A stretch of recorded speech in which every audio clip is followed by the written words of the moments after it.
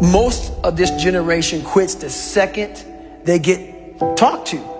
You did this wrong, or they get yelled at. It's so easy to be great nowadays because everybody else most people are weak.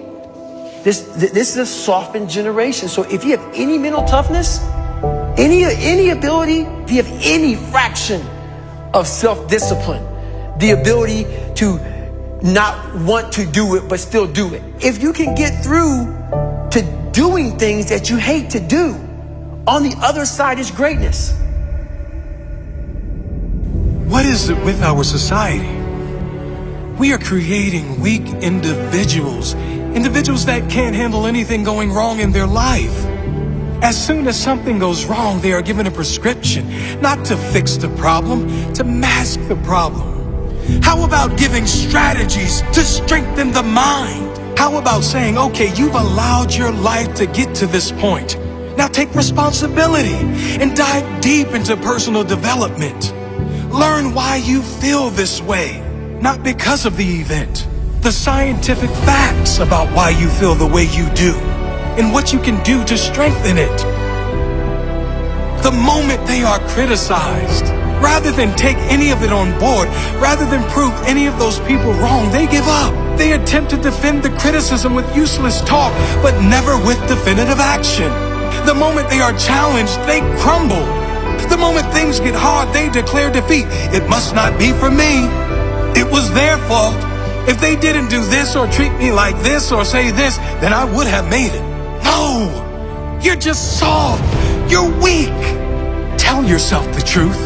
Because until you do that, until you look in the mirror and acknowledge that you are the problem, you'll never be able to grow into the person that is capable of achieving all those things you want.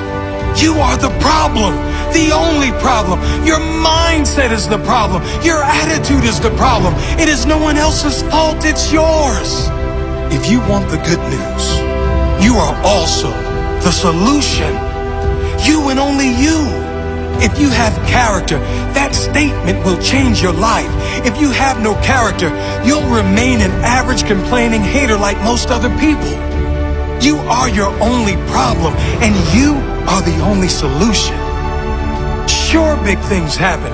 Tragic loss, things which no one would deserve. I'm not talking about those things.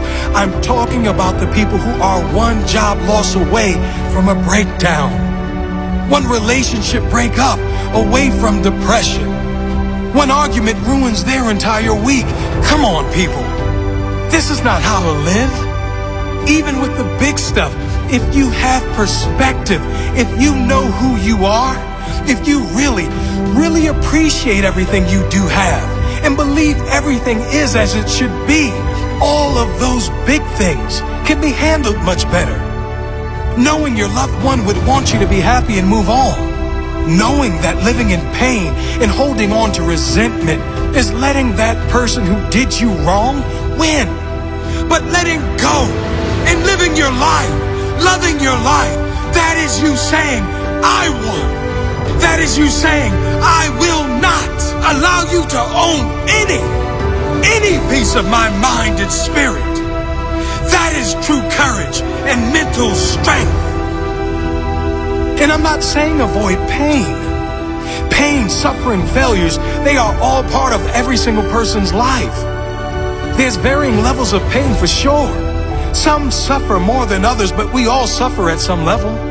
Some choose consciously or unconsciously to live in that pain, and some decide to move on. You deserve to move on. Mental strength comes from those struggles. It is formed from pain. It is increased when you refuse to give up at times when most others would. It grows when you keep going, when things seem impossible. It grows when you push one more time past what you thought was your limit. It grows with consistency. That is mental strength.